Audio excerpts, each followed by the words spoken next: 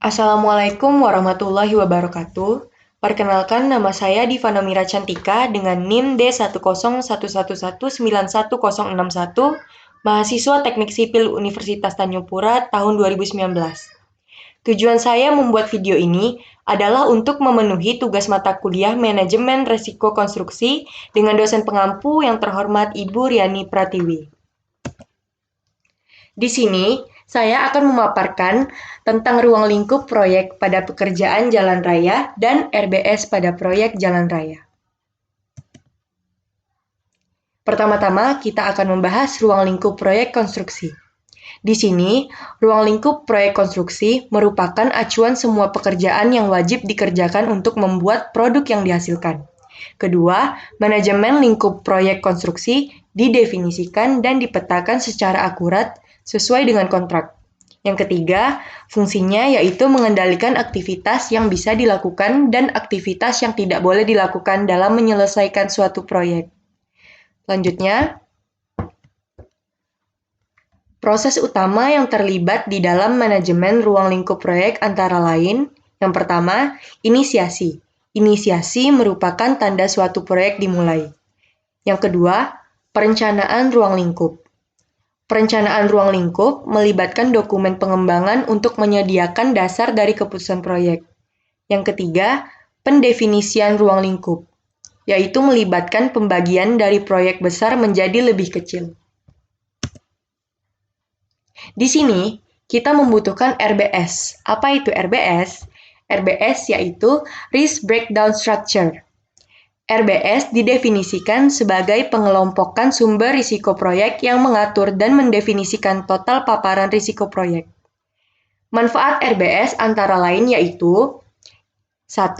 Membantu mengidentifikasi konsentrasi risiko dalam kategori tertentu dan mengenali ketergantungan antara berbagai risiko.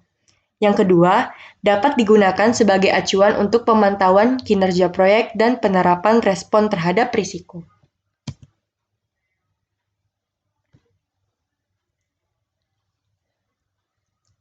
Dalam struktur RBS proyek jalan raya, terdapat 3 item pekerjaan, yaitu yang pertama, pekerjaan pendahuluan. Di pekerjaan pendahuluan, terdapat 2 item, yaitu pekerjaan pemasangan papan nama dan pekerjaan pengukuran dan pematokan. Pada pekerjaan pemasangan papan nama, kita akan memaparkan identifikasi risiko dan pengendalian risiko. Di sini, identifikasi risikonya ada terluka karena tertusuk benda tajam dan terkena serpihan kayu pada saat memotong kayu. Kemudian, pengendalian risikonya yaitu menggunakan kacamata dan masker selama pekerjaan berlangsung. Yang kedua, menggunakan perlengkapan sesuai standar. Selanjutnya, pada pekerjaan pengukuran dan pematokan, ada pemaparan tentang identifikasi risiko dan pengendalian risikonya. Identifikasi risikonya yaitu tersenggol kendaraan yang lewat saat mengukur di jalan. Pengendalian risikonya menggunakan pakaian khusus pekerja, sehingga pengendara mengetahui adanya pengukuran jalan.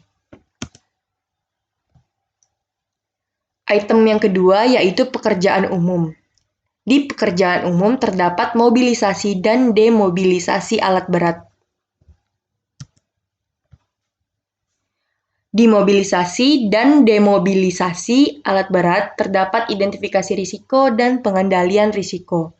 Identifikasi risikonya antara lain pekerja tertabrak alat berat dan material rusak akibat tertabrak oleh alat berat. Kemudian pengendalian risikonya yaitu menjaga jarak antara pekerja dengan alat berat dan material diletakkan di tempat yang aman dan jauh dari jangkauan alat berat.